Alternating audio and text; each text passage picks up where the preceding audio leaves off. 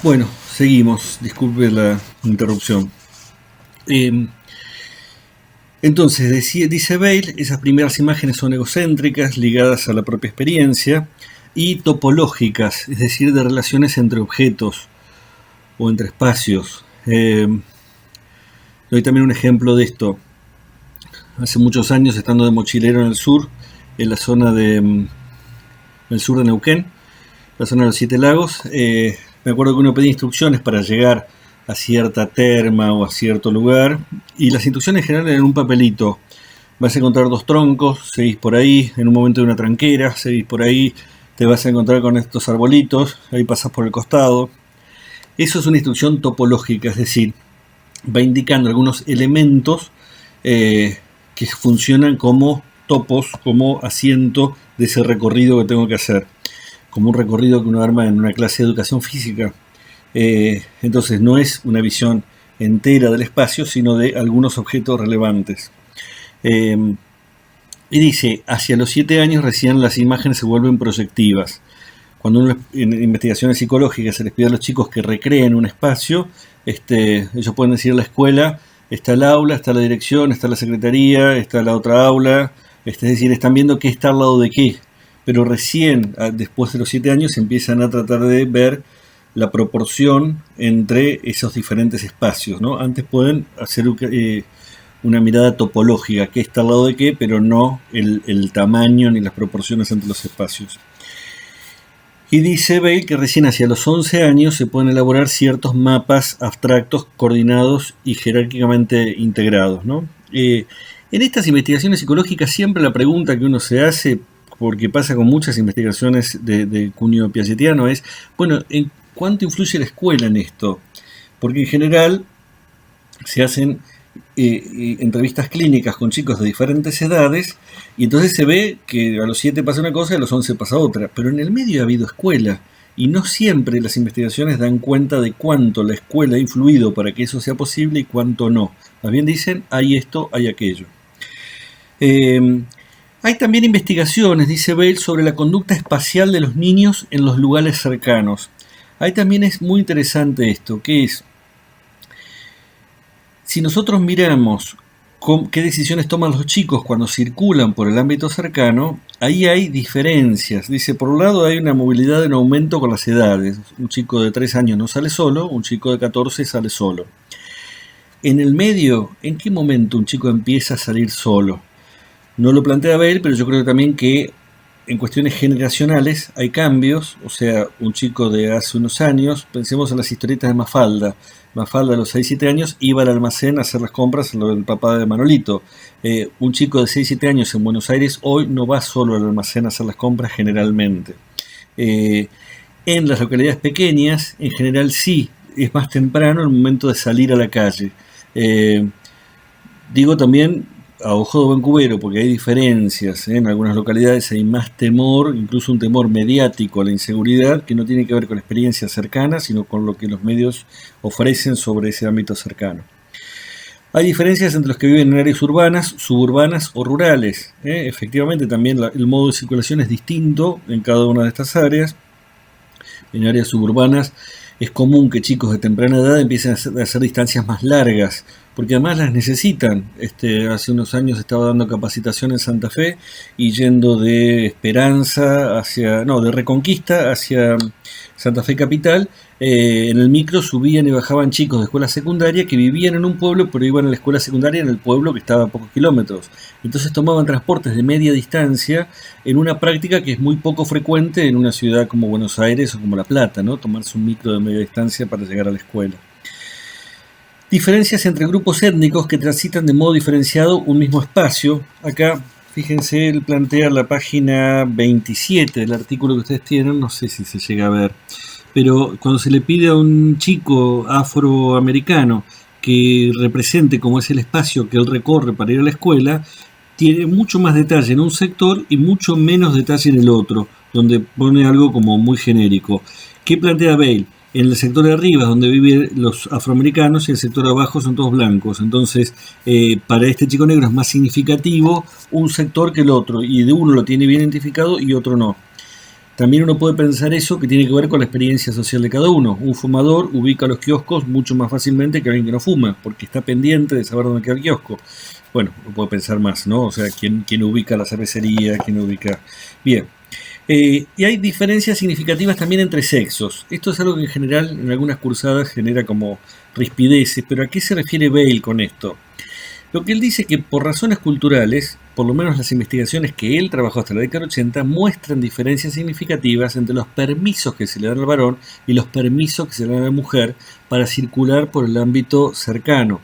Y entonces, a una misma edad, un varón tiene más permisos que una mujer. Eso no quiere decir que esencialmente sea así. Lo que él está diciendo es que los varones tienden a tener a edad más temprana cierto conocimiento del entorno porque les han dado el permiso para salir por ahí. E incluso cuando van varón y mujer de la misma edad, es frecuente también en algunos sectores sociales que le digan cuida a tu hermana. Es decir, que al varón le encarguen cuida a tu hermana, él es el que está guiando y el que está decidiendo por dónde circulan y ella se deja llevar. Entonces, eso hace que cuando se evalúa el conocimiento del medio cercano que tienen varones y mujeres, hay una diferencia significativa. Pero, insisto, él no está indicando, o yo no leo así, que haya una diferencia esencial entre la relación con el espacio de varones y mujeres, ni mucho menos. Y en ese momento ni se piensa en niños trans, ni nada de eso. Está pensando en, bueno, que cuando se hacen estas investigaciones psicológicas, hay diferencias entre los sujetos. También es interesante lo que él plantea sobre investigaciones acerca del conocimiento que los niños tienen sobre el mundo en general. Esas son conocimientos que dependen mucho más de fuentes secundarias que de contacto personal. Acá recordemos el texto que trabajaron de Galeano en los prácticos. Seguramente los chicos de sectores altos pueden tener una imagen del mundo más vinculada a su experiencia personal, porque han viajado por París, Nueva York, etc., incluso por Egipto, por la India, es decir, lugares también del tercer mundo, pero los que llegan como turistas. Y entonces tienen una imagen, una experiencia personal. Los chicos de sectores medios y bajos en general tienen una experiencia mediatizada. Entonces la imagen que tiene el mundo es la imagen que les ofrecen las películas. Por ejemplo, mi hija Lupe, de 7 años, desde los 4 o 5 ya tiene idea de la existencia de la Torre Eiffel y de que queda en París. No tiene idea de mucho más que eso, pero que queda en París. ¿Por qué? Porque hay algunos dibujitos que hablan de la Torre Eiffel y entonces ella identifica ese monumento en un lugar determinado. Hay también, dice Bale, puede haber cercanía física pero distancia cultural. Entonces, para algunos chicos es más fácilmente ubicable en el mundo España, Francia, Italia, que Ecuador o Panamá o Costa Rica. Y uno dice, pero estos países son más cercanos.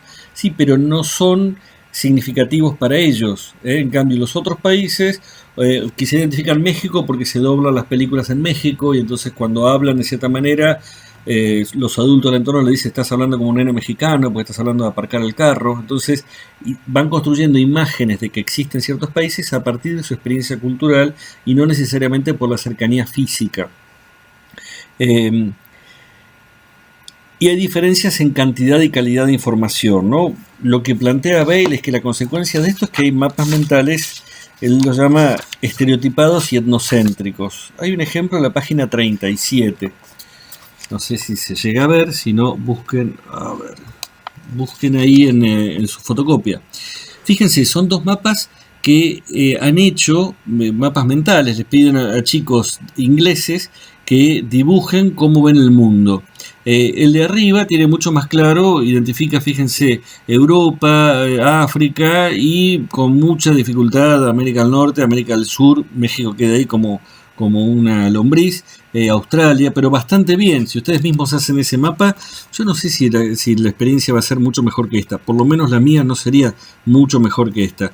En cambio en el de abajo se nota que hay muy poquita diferenciación, son chicos de la misma edad y los dos chicos buenos alumnos en la escuela. Ahora, ¿qué es lo que los chicos marcan con más detalle? El Reino Unido, ¿no? Inglaterra, son chicos ingleses. Entonces fíjense cómo marca Inglaterra con mucho detalle y el resto son todos islotes grandes, no tienen la menor idea. El de acá arriba también marca Inglaterra con mucho detalle, Europa con bastante detalle y África y Asia son como unos tremendos bloques enormes. Entonces a eso es lo que él llama mapas etnocéntricos, es decir, tenemos imágenes cartográficas del propio país y mucho menos de otros países.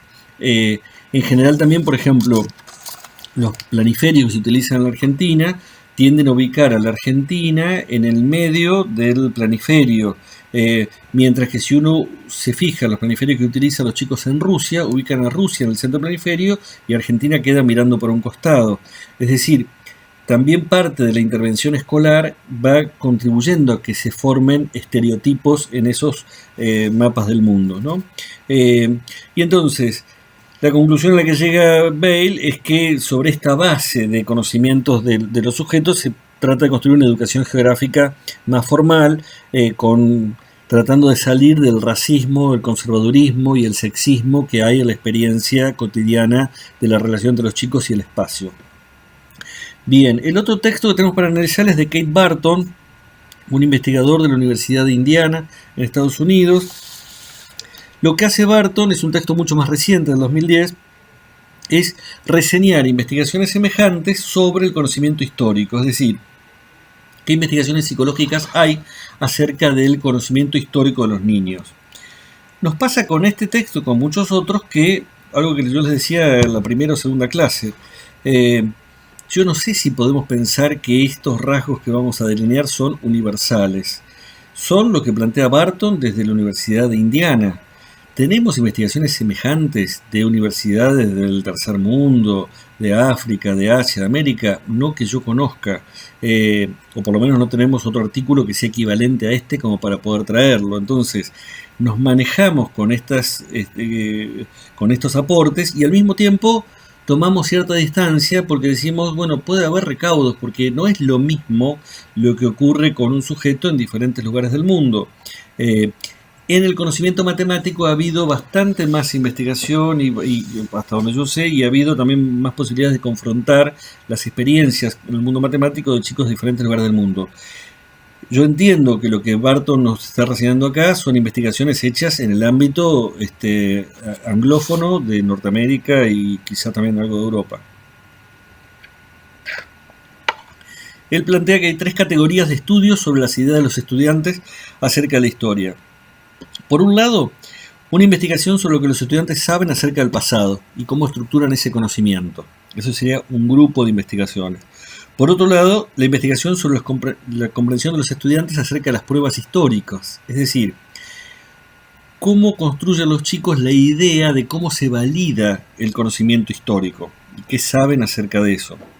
Y en tercer lugar, una investigación sobre los contextos sociales de las ideas de los estudiantes acerca de la historia, es decir, investigaciones acerca de el origen de esos saberes que los estudiantes plantean sobre el pasado. Son 3 grupos de investigaciones y sobre la base de esos 3 grupos de investigaciones él va a sacar una serie de rasgos de lo que se plantea como el conocimiento de niños y adolescentes, los estudiantes escolares acerca de la historia. La mayoría son estudios descriptivos que caracterizan las ideas de los estudiantes en un momento dado, es decir, hacen una entrevista en un momento y ven, bueno, en este momento este chico piensa esto y lo comparamos con un montón de otros chicos de la misma edad y entonces sacamos conclusiones.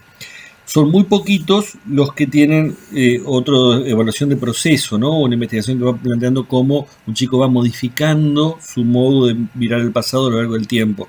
Son mucho más difícil, más costoso, más largo, más complejo. Y muy poquitos también los que han hecho investigación psicológica acerca del impacto de la enseñanza sobre el pensamiento histórico. Siempre me pregunto cómo les caerá cuando yo les cuento algunos de los baches que hay en la investigación, en la didáctica, y es probable que alguno diga, bueno, pero ¿por qué no hay nada de todo esto? Digo, porque nos cuesta mucho avanzar en este terreno y hay mucho para hacer, hay mucho para investigar, ni les cuento sobre los conocimientos de los chicos acerca de nociones sociológicas o antropológicas, ¿no? Tenemos colegas que están estudiando, estudiantes de diferentes carreras. Digo, hay muchísimo por indagar acerca de eso. Entonces, trabajo no les va a faltar, o por lo menos tarea pendiente. Hay que ver en qué instituciones eso se puede hacer. ¿Qué conclusiones reseña Barton de ese conjunto de estudios? las planteé en el artículo, yo las reorganicé porque me resulta más cómodo presentarlas de otra manera, ¿no? En primer lugar, los chicos tienen conocimiento histórico desde edades muy tempranas. Eso me parece importante, sobre todo para los que van a trabajar en nivel inicial o en los primeros ciclos de escuela primaria. Los chicos desde muy temprano saben que antes era diferente de ahora. Entonces no hace falta que la escuela trace la línea vertical y diga antes, ahora, y antes no había autos, ahora hay autos, antes no había agua corriente, ahora hay agua corriente. Los chicos muy tempranamente tienen idea de que las cosas de antes eran diferentes de las de ahora. Ahora, ese conocimiento indica que hay una diferencia entre el pasado y el presente, pero en el pasado está todo junto. Sarmiento, los dinosaurios, la maestra cuando era chica, mi papá mirando la televisión en blanco y negro, todo eso junto, o sea, es todo lo de antes, todo lo de antes. Un antes que además se va moviendo. Para un adulto de mi edad, el kirchnerismo y Menem son ayer y antes de ayer. Para un chico en edad escolar, eso es el pasado medianamente lejano, porque no han vivido nada de eso. Pensemos también que Kirchner se murió en el 2010, si no recuerdo mal. Han pasado 8 años, o sea que un chico que está hoy en la primaria no tiene ningún menor registro de la presidencia de Kirchner, ni les cuento de Menem. Entonces, entre Menem y Sarmiento no hay distancia. El conocimiento histórico es un conocimiento poco diferenciado. Ese primer conocimiento es que en el pasado hubo cosas, pero todo junto. En general también tienen más conocimientos sobre los cambios en la vida material y tecnológica que sobre personas o acontecimientos puntuales del pasado. A veces se escandaliza la sociedad y hay notas periodísticas cuando dicen los chicos no saben cómo se llamaba la madre de San Martín, o los chicos no saben quién es el que creó la bandera. No, eso no. Pero sí saben que los teléfonos de antes necesitaban un cable y que esos teléfonos de antes se manejaban de cierta manera, es decir, que o de los autos de antes o de las televisiones de antes, es decir, que hay esa mirada sobre los cambios tecnológicos y en la vida material en general. Para ellos es mucho más interesante y mucho más accesible que los procesos político-institucionales, ¿no? Otro rasgo que plantea Barton es que la familiaridad de los estudiantes con la historia deriva de varias fuentes, que incluyen el currículum escolar, pero no se limitan al currículum escolar. No es que los chicos saben de historia porque la escuela les enseñó. Entre otras cosas, la escuela les ha enseñado algo seguramente, pero hay un montón de otros saberes que vienen de otros lados, ¿no? De la experiencia social, de lo que circula en su medio social, etc. Al contar sobre lo que saben sobre temas históricos, frecuentemente responden en forma de narración y simplifican el contenido histórico que aprenden para que encajen sus expectativas sobre la estructura de una historia, y esto conlleva importantes simplificaciones. A mí me parece que hay un rasgo muy interesante. Es muy compleja la relación entre historia y narración.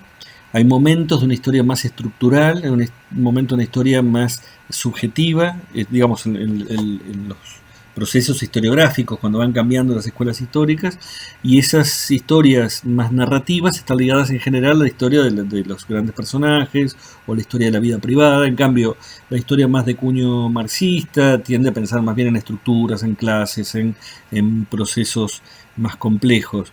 Cuando los chicos se aproximan a la historia, lo hacen a través de narraciones. Y en esas narraciones hay una lógica propia de la narración, ¿no? Que es un conflicto, un desarrollo, un desenlace, hay protagonistas y antagonistas. Entonces a veces deforman el relato de modo tal de que quepa en la lógica interna de una narración. Lo hemos hablado otras veces. Para que alguien sea bueno en ese relato del pasado, tiene que haber un malo al cual se enfrentan. Y el bueno siempre triunfa, y quizás si triunfó debe ser porque era bueno. Entonces se van construyendo narraciones sobre el pasado donde la lógica narrativa va tensionando esos conocimientos históricos para que quepan dentro de esa lógica interna del proceso narrativo. En general, dice Barton, no comprenden la necesidad de interpretar las fuentes históricas, sino que las ven como evidencia directa. ¿Qué quiere decir esto? Eso pasa, por experiencia personal, con los chicos de la escuela, pero también con muchos adultos, con docentes de la escuela. Si un testigo habla, dice la verdad. Vinieron los veteranos Malvinas. Él me lo contó, él estuvo ahí, por lo tanto esa es la verdad. Y entonces el peso del testimonio hace que eso sea el relato acabado. La historia jamás diría que un testigo, porque testifique, está diciendo la verdad. A lo sumo reconoce que está diciendo su verdad, es decir, está viendo lo que él vio y lo que él puede interpretar de eso que vivió, que no es lo mismo que decir que eso es la verdad, sino que todo testimonio requiere un análisis crítico y un cotejo con otros testimonios y con categorías explicativas de procesos más amplios, etc. También dice Barton que los chicos son capaces de ser más críticos con las fuentes cuando la enseñanza se centra en ello, cuando la enseñanza pone hincapié en eso las fuentes. Vamos a retomar algo de esto cuando veamos en la unidad, al final de la unidad 4 la historia reciente, y vamos a ver un artículo sobre los testimonios de la historia reciente, y ahí podemos, si me lo recuerdan, volver a trabajar sobre esto. Están familiarizados con el tiempo histórico desde los primeros años de la escolaridad primaria, y a lo largo de los cursos de primaria esta facilidad se hace más sofisticada, ¿no? Están empezando a ver, los chicos al principio tienen una imagen del pasado bastante, digamos, bastante burda, si se quiere, de las cosas de antes, y van a empezar a diferenciar de a poco. Les cuento una anécdota de cuando era maestro. Una vez fuimos con chicos de tercer grado a Plaza de Mayo. Estamos trabajando sobre la plaza y sobre la Plaza de Mayo en torno al 25 de mayo, la Revolución de Mayo, etc. Pero fuimos un jueves a la tarde, en los años 80, y estaban las madres haciendo la ronda, ¿no? Entonces escuchamos el diálogo entre dos chicos. Uno le pregunta a otro, ¿y esas quiénes son? Y el otro dice, son las madres. ¿Las madres de quiénes? De los desaparecidos. ¿Cómo los desaparecidos? Sí, los que secuestraban y se llevaban. ¿Pero cómo se los llevaban? Sí, los llevaban, algunos los torturaban, los mataban. Nosotros mirábamos y decíamos qué nivel de información que tiene este chico, ¿no? Y entonces otro le pregunta, ¿pero quién los desaparecía? Y otro contesta, los españoles.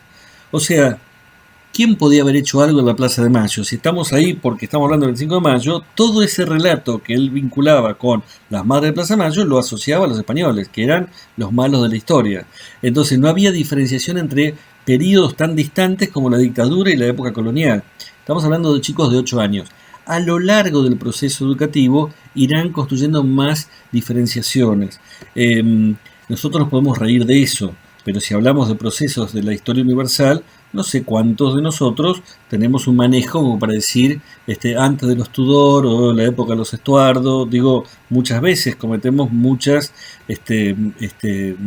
anacronismos, y más todavía si pensamos en la larga duración, en el proceso de dominización, los primeros pueblos. Nos perdemos mucho en ese relato del pasado. Lo que plantea el texto de Barton es que esa diferenciación es progresiva, es paulatina, y no podemos esperar que de un año para otro todos al mismo tiempo hayan podido construir ese rompecabezas que es el pasado de la sociedad humana. Un rompecabezas que a mi modo de ver es sobre gelatina encima, porque se nos mueve todo el tiempo. En los últimos cursos de primaria, la mayoría son capaces de identificar algunos desarrollos sociales y políticos de larga duración relacionados con la historia nacional. Eso plantea Barton. Yo no sé si esto se verifica en Argentina. Tengo mis dudas sobre esto, porque me parece que el efecto de las efemérides es un efecto que centra la mirada sobre el pasado en los episodios y pone bajo una sombra la mirada sobre los procesos de larga duración. Entonces, si yo miro la primera mitad del siglo XIX en la Argentina, diría, es un proceso de revolución y guerra, de ruptura del orden colonial y de una lucha por la hegemonía que no lleva a la construcción de un orden alternativo hasta 50 años después del proceso de independencia. Esa síntesis, la mayor parte de los chicos de la escuela primaria y los adultos que están en la escuela primaria no la tienen. Sí pueden identificar 25 de mayo, 9 de julio, la creación de la bandera, San Martín, ¿no? Unitarios y federales, pero la idea de un proceso general está muy poco presente en la enseñanza. Y la segunda mitad del siglo XIX, que es la formación del Estado argentino y los procesos de formación de los diferentes organismos del Estado, está mucho menos estudiado en la escuela porque no tiene efeméride. No hay ninguna efeméride que se refiera a ese periodo, con lo cual también creo que si le preguntamos qué pasó en la segunda mitad del siglo XIX en Argentina, más de uno diría, no sé, decime qué presidente, Mitre, Sarmiento, Avellaneda, entonces puedo hablar. ¿Se entiende? Yo creo que Esta idea que él plantea de que es posible identificar desarrollos sociales y políticos de larga duración tiene que ver más con el tipo de enseñanza que ocurre en cada país. Sería interesante que nos cuenten los compañeros del País Vasco o de Colombia cómo lo piensan ellos con respecto a sus países. Estudiantes de primaria y primeros cursos de secundaria tienen una comprensión muy pobre de las fuerzas e instituciones sociales tales como el gobierno, la religión o la economía, o del papel que juegan a los cambios o continuidades históricos. Eso me parece también muy relevante y tiene que ver con algo del conocimiento del mundo social que hablábamos antes. Las investigaciones, y está en el texto de Castoline Kaplan, sobre el mundo social en las mentes infantiles plantean que hay un proceso de personalización del mundo social.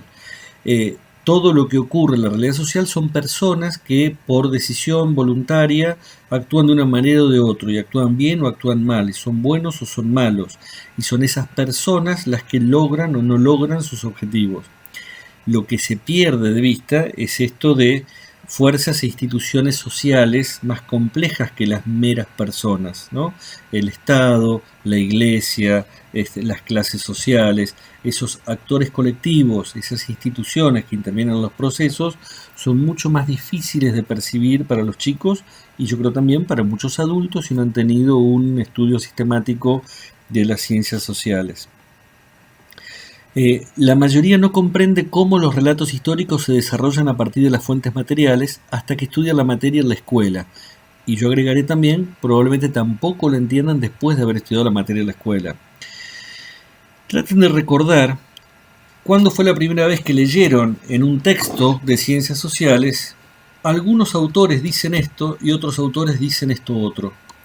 Seguramente no fue en la escuela primaria. En la escuela primaria los textos de enseñanza, manuales o cualquier texto, dicen esto pasó de tal manera, pasó esto pasó por tal motivo, después ocurrió esto, pero en ningún momento dicen algunos historiadores opinan una cosa y otros historiadores opinan otra.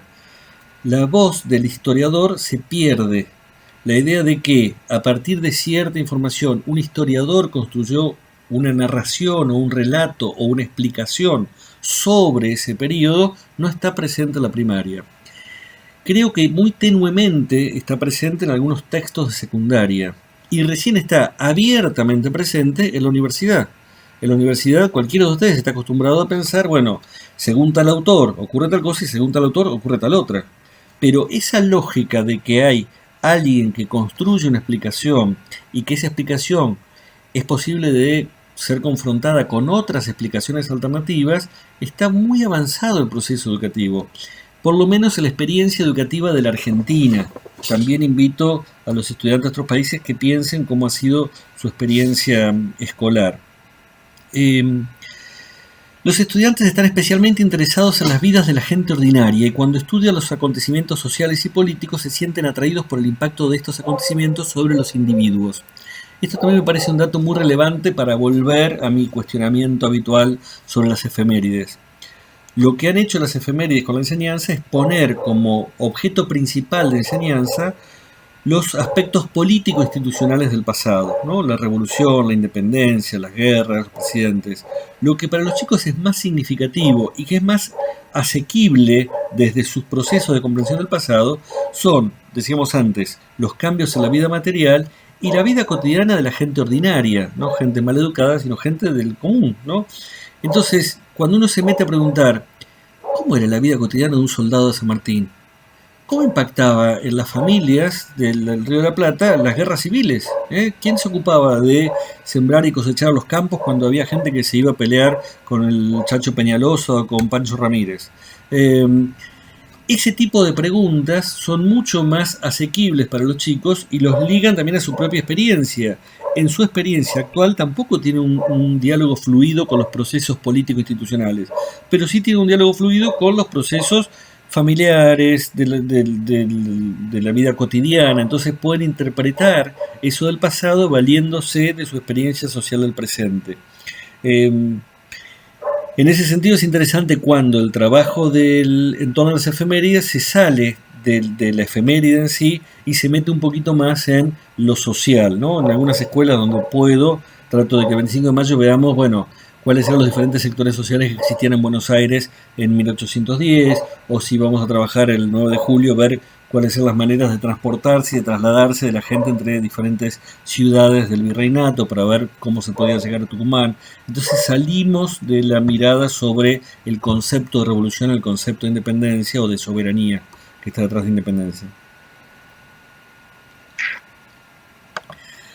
Suelen reconocer que la gente pensó y vivió de forma diferente en el pasado de como lo hacemos hoy, pero tiene una comprensión limitada de las razones de estas diferencias.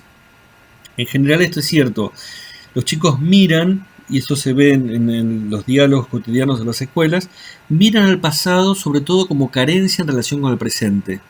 Pobres los del pasado, que no tenían tele, que no tenían autos, que no tenían luz, que no tenían agua.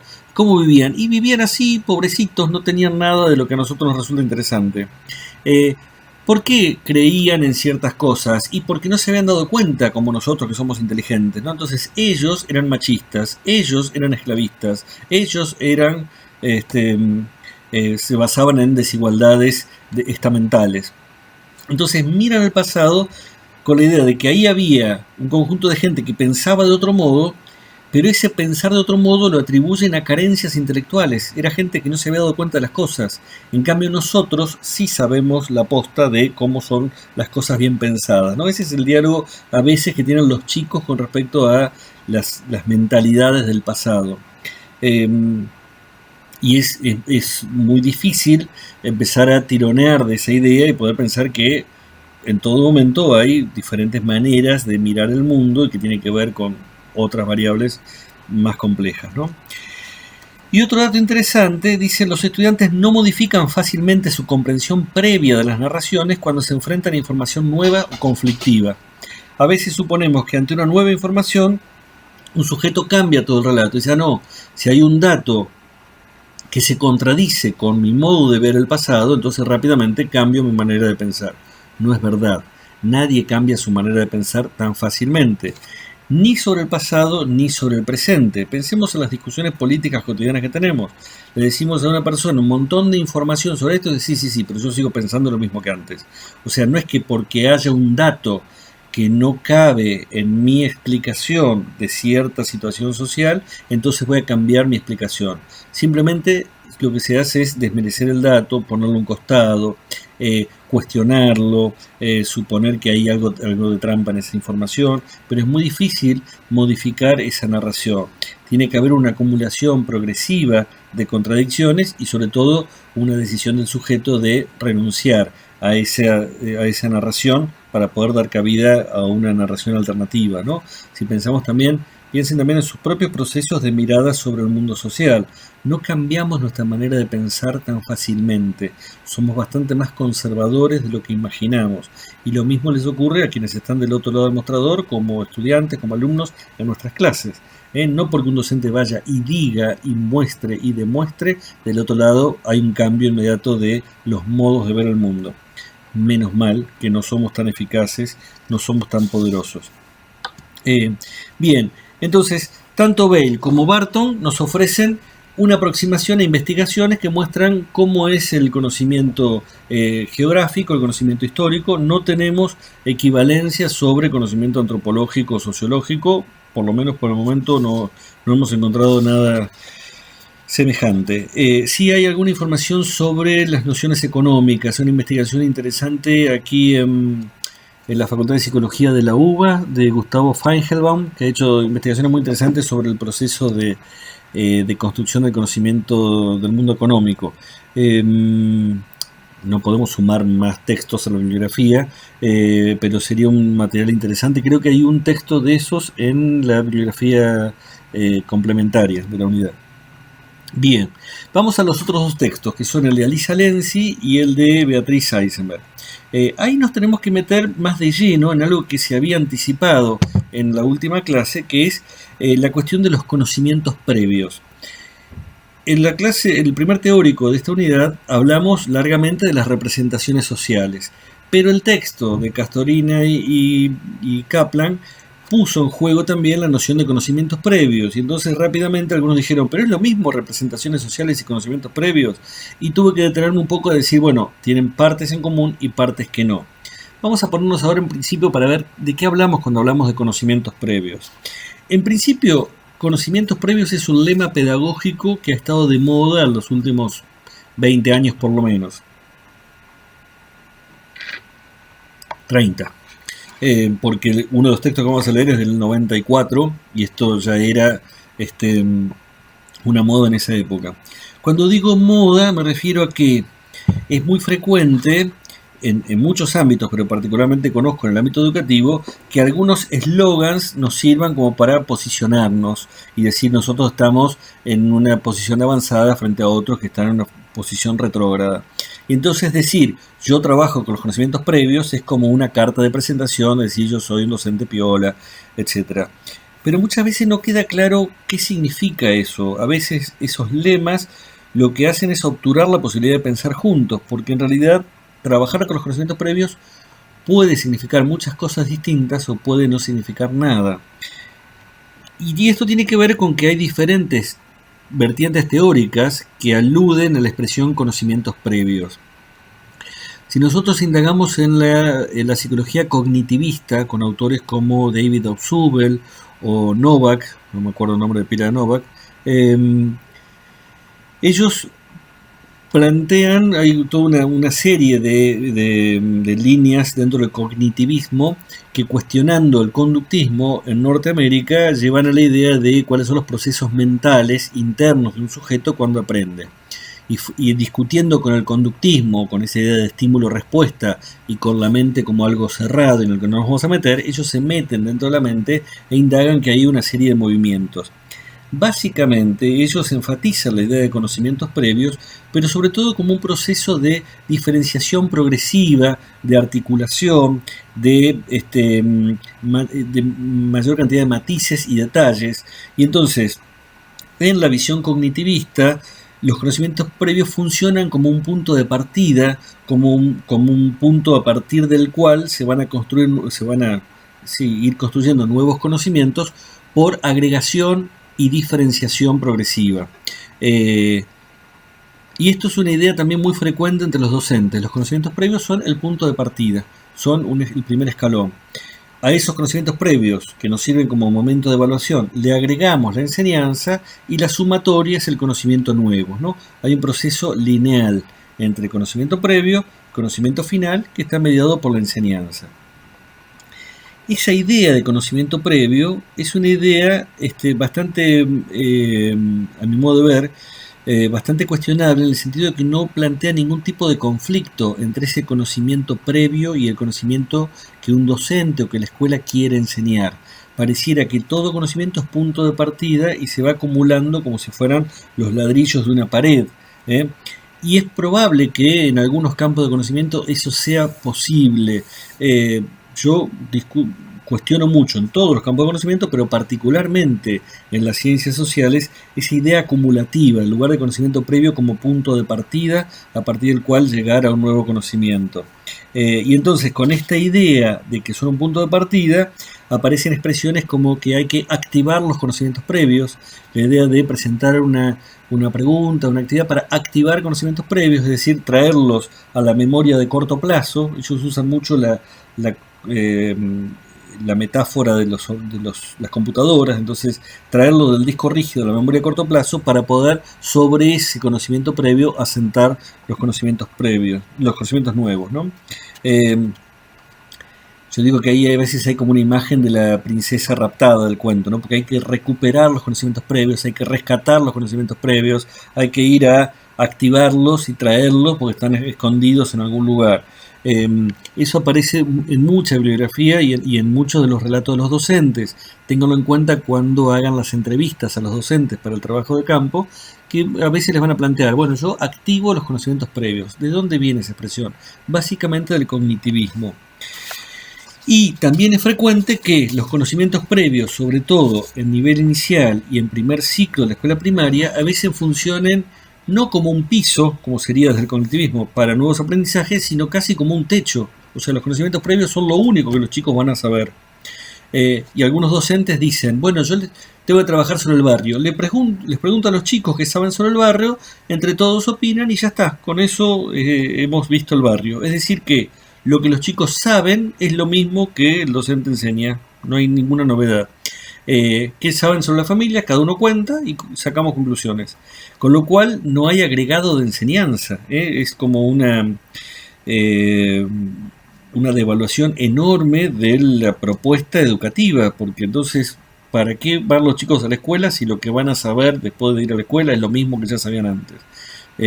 Entonces, a veces en nombre de los conocimientos previos no se enseña nada nuevo, porque respetamos tanto los conocimientos previos que no vaya a ser que cambien su manera de pensar, ¿no? Hay una idea de hay que respetar los conocimientos previos, como vienen así los tomamos.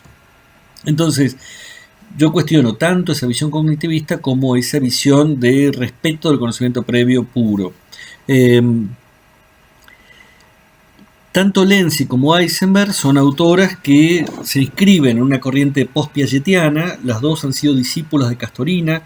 Alicia Lenzi, que ha sido profesora de la Facultad de Psicología de La Plata y de la UBA, creo que se jubiló Alicia, pero trabajó codo a codo con Tono Castorina durante muchos años. Y Beatriz Eisenberg fue, más que codo a codo, discípula de Tono Castorina mucho tiempo, pero es la discípula que se dedicó más a la producción didáctica, mientras Alicia Lenzi y Tono Castorina se dedicaban a cuestiones psicológicas y epistemológicas. Beatriz trataba de traducir esto, bueno, ¿y esto qué impacto tienen los modos de enseñar? En el trabajo de Alicia Lenzi, el trabajo se llama El cambio conceptual de nociones políticas, problemas, resoluciones y algunos hallazgos. Tanto ese trabajo de Lenzi como el artículo de Heisenberg tienen elementos en común porque forman parte del mismo proceso de investigación. Estaban trabajando, esto es de principios de los 90, estaban trabajando en escuelas sobre cómo se aprenden las nociones políticas, o sea de qué trabaja, cuáles son las funciones del presidente, del Parlamento, del Poder Judicial, etc. Después de aquella investigación que mencionamos en Práctico sobre de qué trabaja el presidente, que había hecho Tono Castorina, empezaron a indagar, bueno, qué ocurre en la escuela cuando se enseñan esas nociones políticas y cómo es el lugar de los conocimientos previos en ese proceso de enseñanza.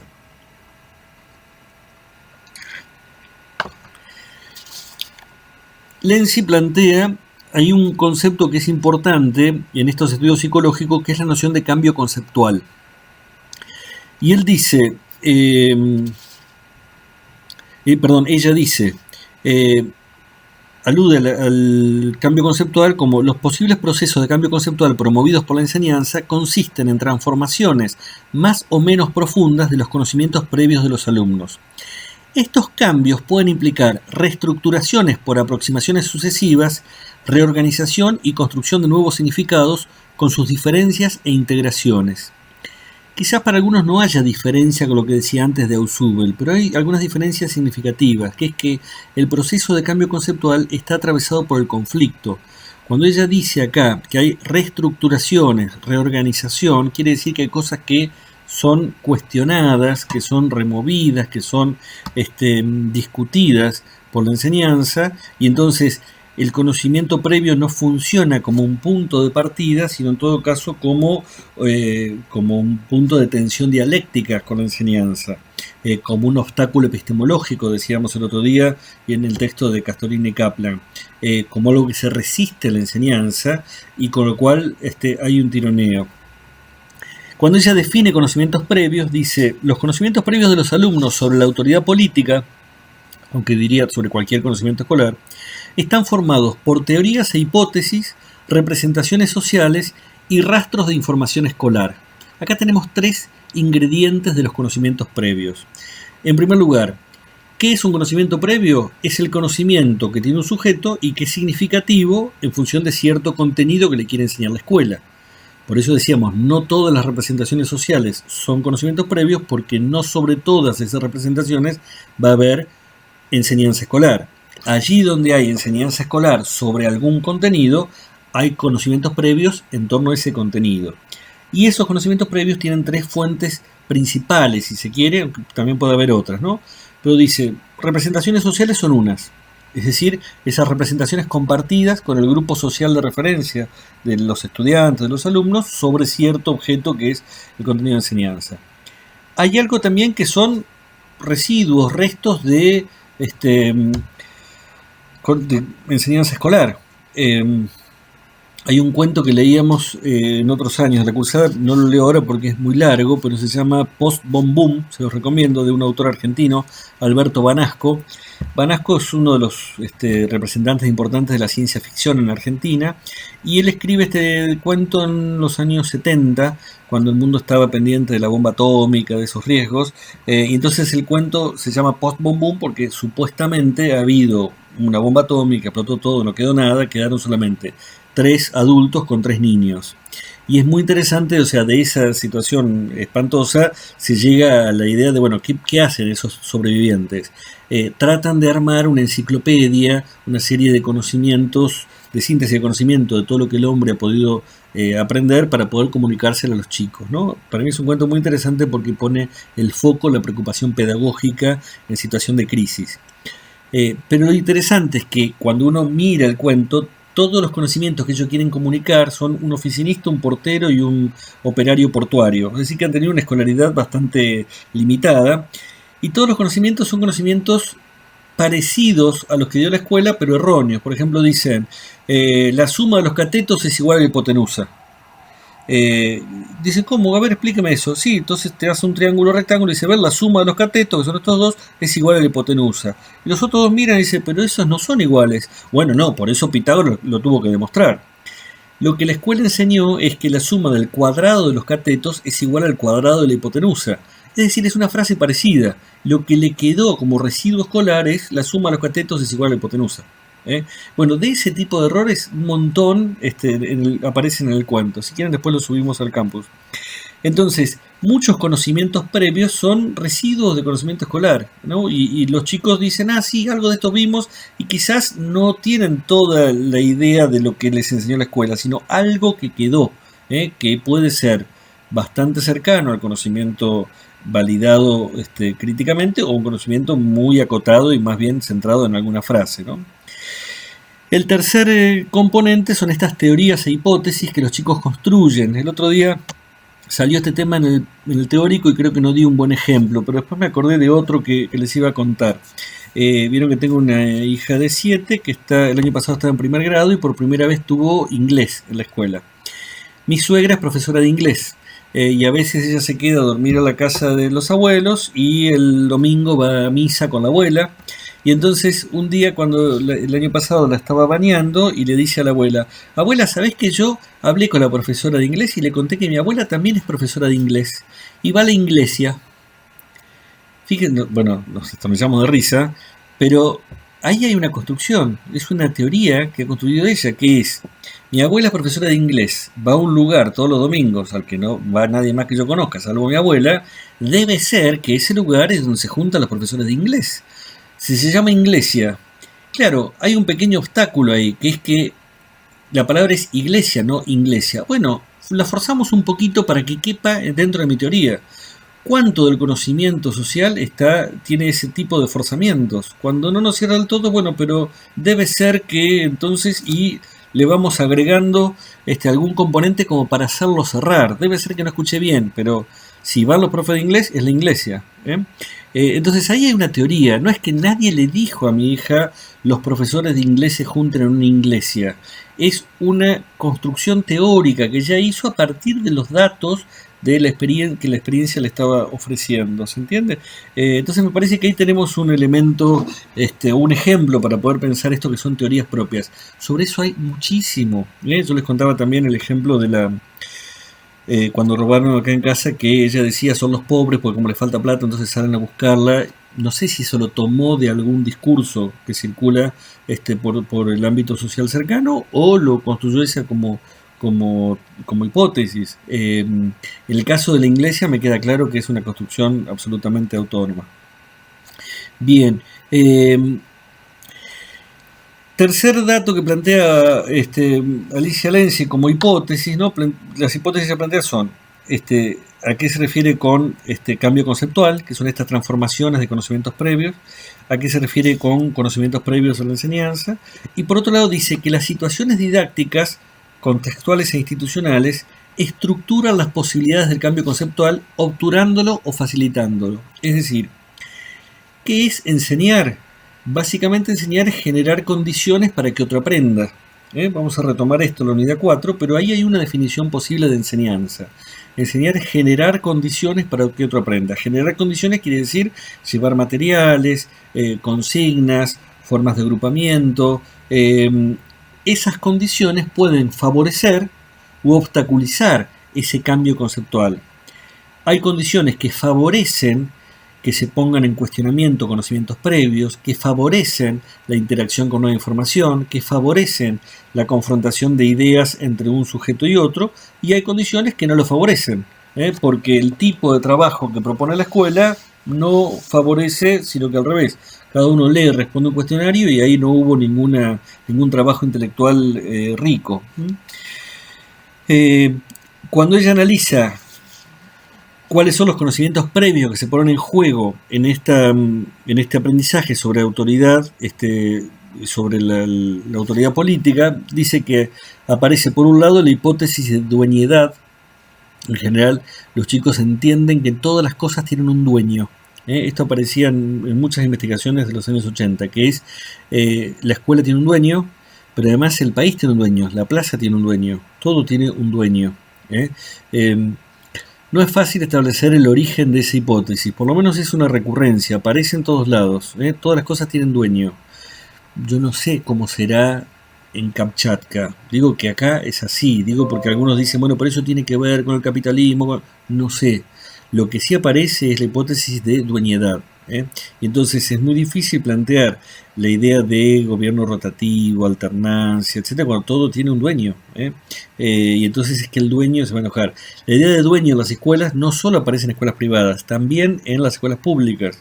Todo tiene un dueño. Otra es la limitación de alcances. Cuando se habla de las leyes, los chicos tienen una representación bastante acotada de las leyes. ¿De qué se ocupa el Congreso? De hacer leyes. ¿Y qué leyes hay? Las de tránsito, por ejemplo, para qué lado van los autos, por qué lugar no ponen los autos. No hay mucha más ley que la que está en el tránsito, ¿no? Por eso también es interesante de pensar que el tránsito es una herramienta para poder pensar otras leyes, pues son las primeras que los chicos identifican. No identifican la ley de presupuesto, ni la ley de patria potestad compartida, ni la ley... Eso no son leyes, no tienen que ver con leyes para ellos. La ley son las leyes de tránsito, ahí sí hay algo que se materializa, o a veces las normas en espacios públicos como las plazas, los parques. Y también hay límites morales, cómo se regula un gobierno, y básicamente el gobierno trata de hacer las cosas bien, porque el presidente es bueno. Insisto, estas investigaciones se basan en algo hecho durante los años 80, el otro día lo hablábamos, yo no sé cuánto se habrá modificado esto en la medida en que la democracia fue presentando otras caracterizaciones y el discurso social va dando cuenta de otros discursos sobre el presidente, pero por lo menos en esas investigaciones aparece la idea de lo moral rigiendo la vida social, ¿no? Un presidente no hace las cosas mal porque es básicamente una buena persona, ¿no? Tiene que ver con esa idea de personalización que hablábamos antes en el texto de Barton. Bien. Del artículo de Eisenberg. Beatriz Eisenberg, bueno, es una colega, amiga, yo trabajé con ella y la valoro mucho como la persona que más ha investigado en didáctica de las ciencias sociales en la Argentina, y que actualmente es profesora de la materia didáctica a nivel primario en la Facultad de Filosofía y Letras de la UBA. El artículo de ella que trabajamos es uno de 1994, se llama ¿Para qué y cómo trabajar en el aula con los conocimientos previos de los alumnos? Un aporte de la psicología genética a la didáctica de estudios sociales para la escuela primaria. Es uno de los textos más antiguos de Beatriz. Beatriz no ha escrito tanto y es de los primeros artículos que publica. Es de esa persona muy rigurosa con su conocimiento y que entonces también eso hace que esté como muy centrada en unos pocos objetos de investigación y que publica cuando hay algo nuevo para agregar, ¿no? Muy en la escuela también de tono Castorina. Ahí ella plantea otra definición de conocimientos previos que no es contradictoria con la de Alicia Lenzi. A veces me encuentro en parciales gente que dice, Eisenberg dice tal cosa, en cambio Alicia Lenzi dice tal otra. No, son complementarias, forman parte del mismo equipo y no hay enfoques diferentes ahí. Ella dice que los conocimientos previos funcionan como un marco asimilador a partir del cual se otorgan significados a los nuevos objetos de conocimiento. Un marco asimilador que otorga significados a los nuevos objetos de conocimiento. Vuelvo sobre la imagen que trabajamos la semana pasada sobre el pensamiento de Piaget. Recuerdan que Piaget era biólogo y toma de la biología esta categoría que él plantea en relación con el conocimiento, que es que el conocimiento es un proceso de adaptación que se basa en dos procesos internos que son de asimilación y de acomodación. Cuando Piaget como biólogo habla de asimilación, se refiere al proceso por el cual algo que está afuera deja de ser lo que es para poder ser asimilado por un organismo. Entonces, si yo necesito como organismo asimilar las proteínas que tiene un churrasco, tengo que lograr que deje de ser churrasco para que pase a ser sangre de mi organismo y que circule por el aparato circulatorio. Entonces, esa asimilación es básicamente un proceso deformante, un proceso que conlleva fuerte deformación del objeto para asimilarlo. Y va a ser otro proceso, el que sigue, el proceso de acomodación, el que lleva al organismo a modificar su estructura interna para dar cabida a eso nuevo, ¿no? Eso ya nos sale de la biología, del proceso biológico habitual de un organismo, sí nos pone quizá en el proceso de la especie, ¿no? Cuando la especie va modificándose en función de resolver alguna necesidad de la especie particular.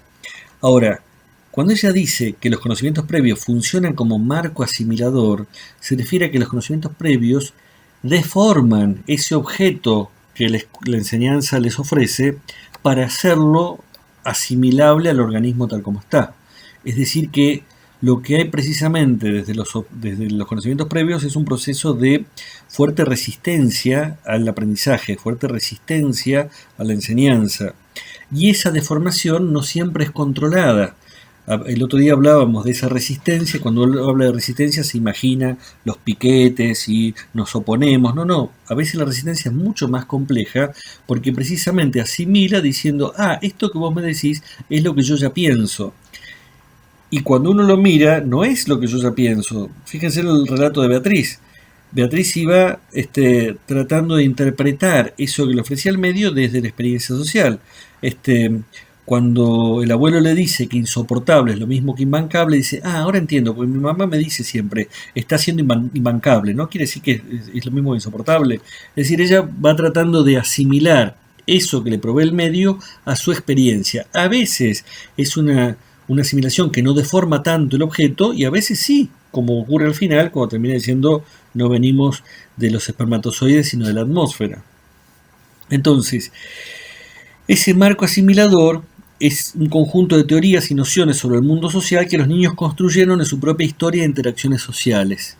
Y en esa historia van construyendo un marco asimilador que hace que cada nuevo conocimiento que la escuela les ofrece sea asimilado desde ese marco, y esto implica que no siempre es posible un aprendizaje de modo lineal, sino que cada uno va a aprender otra cosa distinta a partir de su marco asimilador. Entonces, ya nos vamos de ese esquema de conocimiento previo más enseñanza, resultado de conocimiento nuevo. Más bien lo que hay es una tensión entre lo que un docente quiere enseñar y lo que el conocimiento previo funciona como desgaste, como corrosión de eso nuevo, como asimilación deformante, y lo que el docente tiene que hacer es tratar de ejercer cierto control y cierta búsqueda de contradicción con el conocimiento previo para poder hacer notar esas diferencias. Dice Eisenberg, ciertas producciones erróneas, sobre todo si ellas persisten, no corresponden a una ausencia de saber, sino más bien a una manera de conocer. Recuerden también lo que les decía sobre las investigaciones originarias de Piaget, cuando él decía, cuando hay un error persistente en chicos inteligentes es porque hay otra lógica en esa cabeza. Entonces no necesariamente el error es falta de saber, sino que hay una lógica interna, ¿no? Y que hace que se produzca ese error. Cuando mi hija dice que mi suegra va a la iglesia porque es donde se reúnen los profesores de inglés, no es por bruta, es porque es alguien que está pensando como Beatriz y está produciendo una hipótesis a partir de lo que piensa. Y dice Eisenberg, eso ocurre en el aula. Entonces, las omisiones y distorsiones que pueden constituir indicadores de problemas conceptuales son los puntos por trabajar. Se trata de intentar comprender las interpretaciones de los niños y apoyarse en ellas para ayudarlos a construir una interpretación cada vez más ajustada. Es decir, tenemos que apoyarnos en esa idea para someterlas a discusión y poder aproximarnos a una idea un poco más ajustada, no la verdad, ¿no? Hay un ejemplo que ella da. Dice que, no lo tengo acá, pero en un momento los chicos estaban trabajando sobre la noción de artesanías, que los indígenas producían artesanías. Y entonces en un momento la maestra pregunta, ¿para qué creen ustedes que usaban las artesanías? Y un chico dice, para adornar las casas. Si uno detiene la escena así, dice, ese chico está equivocado. Ese chico está diciendo un disparate, es un bruto, un ignorante, no leyó. Pero la maestra repregunta, ¿por qué crees que ellos usaban las artesanías para adornar las casas? Y el chico le contesta, porque mi mamá las usa para eso.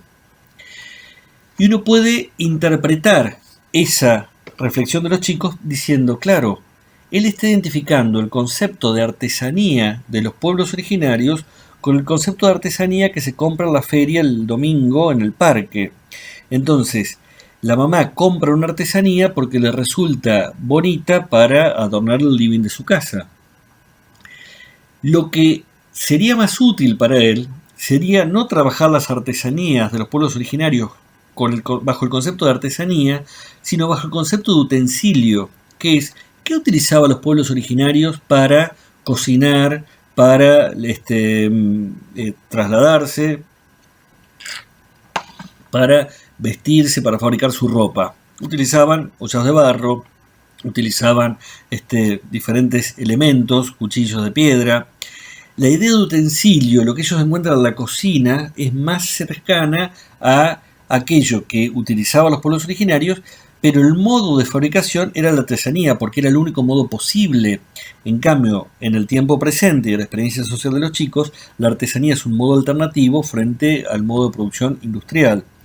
Entonces, ella hace una reflexión en ese artículo acerca de cómo interpretar por qué los chicos dicen lo que dicen es trabajar con los conocimientos previos de los alumnos para tomar decisiones que nos permitan tironear de esos conocimientos.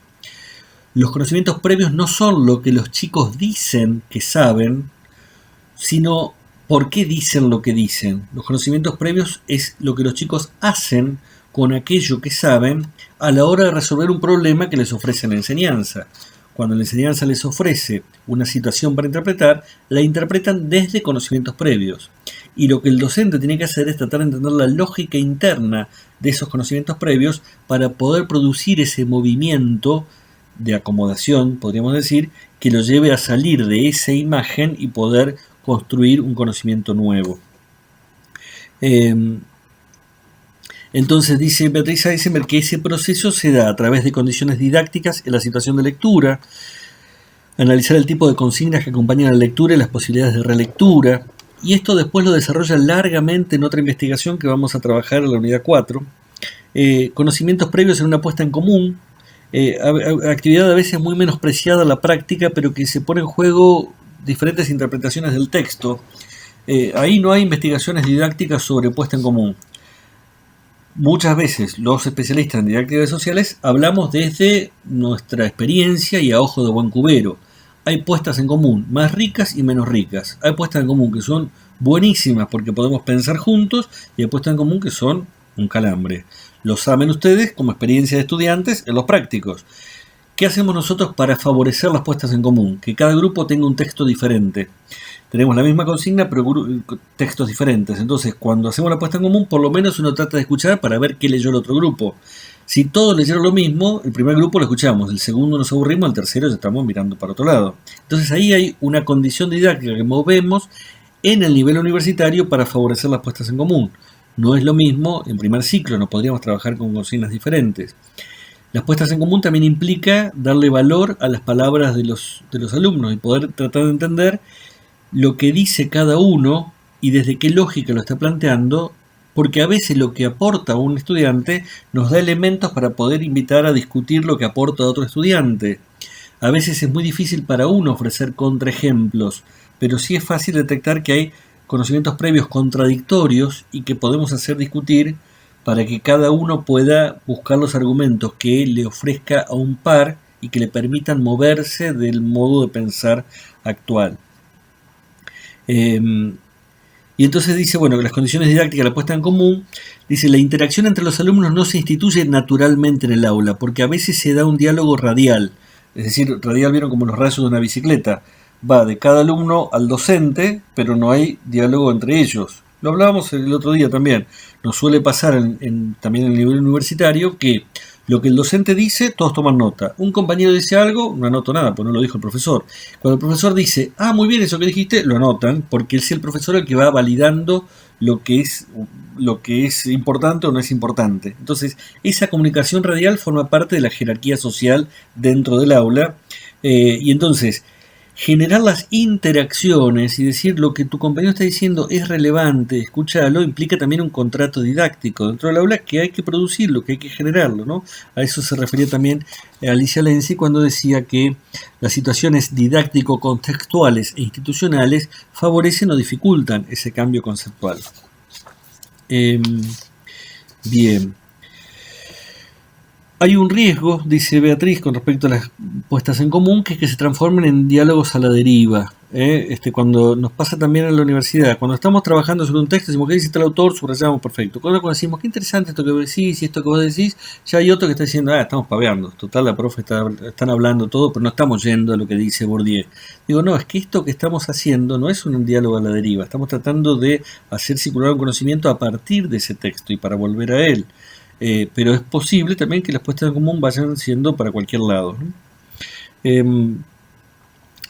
Bien, y como conclusión general, tanto Eisenberg como Lenzi están explorando en el aula las condiciones didácticas reales en que se pueden producir aquellos, este lema didáctico que suena bien, ¿no? ¿Qué quiere decir trabajar con los conocimientos previos? Y en muchos casos trabajar con los conocimientos previos significa dar batalla, significa tratar de interactuar con aquellos marcos asimiladores que de alguna manera intervienen en el proceso de aprendizaje de cada uno, grupal o individual, y que confrontan con la idea que uno quiere llevar adelante a través de la enseñanza. En buena medida, el conocimiento previo requiere que haya un campo de discusión, un campo sobre el cual estamos discutiendo. Es difícil que haya discusión si no aparece un problema, si no aparece una pregunta sobre la cual pensar. Volvemos al cuento de Beatriz. Beatriz podía pensar porque estaba tratando de entender un problema que había construido en su cabeza, que era qué Katzo quiso decir el tío Rolando. Entonces, una vez que hay una pregunta en la cabeza, podemos pensar y cuando pensamos ponemos en juego hipótesis, saberes, alternativas y podemos contradecirlas. Cuando no hay pregunta, se hace difícil que los conocimientos previos se pongan en juego en una situación, ¿no? Porque no hay sobre qué ponerlos en juego. Entonces me parece importante pensar que, vuelvo al primer artículo que leímos de Eisenberg, los modos de conocer de los alumnos no establecen cómo tenemos que enseñarles, pero nos ofrecen insumos como para pensar cómo sería bueno enseñarles, ¿no? Como para poder producir una reflexión pedagógica y didáctica. En la didáctica de las ciencias sociales es tan relevante el modo de enseñar como el contenido, porque la criticidad se conquista a partir de un proceso reflexivo que la enseñanza puede promover o dificultar. No se trata de tener solo buenos contenidos. Si yo no llevo adelante un proceso crítico en términos de la didáctica que propongo en el aula, ese conocimiento supuestamente crítico desde la forma en que fue acuñado no será crítico en ese sujeto, será adoctrinamiento, será solo una idea inerte, ¿no? Una idea aprendida de memoria. Y en tal sentido, las preguntas funcionan como un puente entre conocer y pensar. Las preguntas funcionan como un puente que pone en movimiento el pensamiento de un sujeto y lo lleva a que los conocimientos previos ingresen en diálogo con un problema a resolver. Bien, cierro entonces con un poema de Bertolt Brecht que curiosamente alguien había mencionado en el juicio el primer día de clases. Creo que se refería a este poema que se llama Preguntas de un obrero que lee. Dice así: ¿Quién construyó Tebas, la de las 7 puertas? En los libros están los nombres de los reyes. ¿Los reyes arrastraban los bloques de piedra? ¿Y Babilonia, tantas veces destruida, quién la reconstruyó una y otra vez? ¿En qué casas de la dorada Lima vivían los que la levantaron? La tarde en que se dio por terminada la gran muralla china, ¿a dónde fueron los albañiles? La imponente Roma está llena de arcos de triunfo. ¿Quién los edificó? ¿Sobre quiénes triunfaron los césares? Los habitantes de Bizancio, cantada en mil alabanzas, ¿vivían todos en palacios? Si aún en la legendaria Atlantis, la noche en que la tragó el mar, los que se ahogaban aullaban reclamando sus esclavos. El joven Alejandro conquistó la India. ¿Él solo? César derrotó a los galos. ¿Ni siquiera llevaba un cocinero consigo? Felipe de España lloró cuando se hundió su armada. ¿Nadie más lloró ese día? Federico II venció en la guerra a los 7 años. ¿Quién venció además de él? Cada página una victoria. ¿Quién cocinaba el festín? Cada 10 años un gran hombre. ¿Quién pagaba los gastos? A tantos informes, tantas preguntas. Ahí termina el poema y me parece interesante, como anticipo de lo que vamos a plantear en la unidad 4, pensar que las preguntas motorizan el pensamiento y cuando nos metemos en los modos de conocer de un sujeto, necesitamos poner en juego una invitación a pensar, porque pensando vamos a conmover nuestro modo de ver el mundo, ponerlo en diálogo con otros y vamos a tensionarlo hacia un modo crítico o un modo con algún grado de validación. No la verdad, pero sí vamos a ir avanzando en el conocimiento. Con esto nos despedimos y nos vemos en el teórico del miércoles 9 de mayo. Muchas gracias, que sigan bien.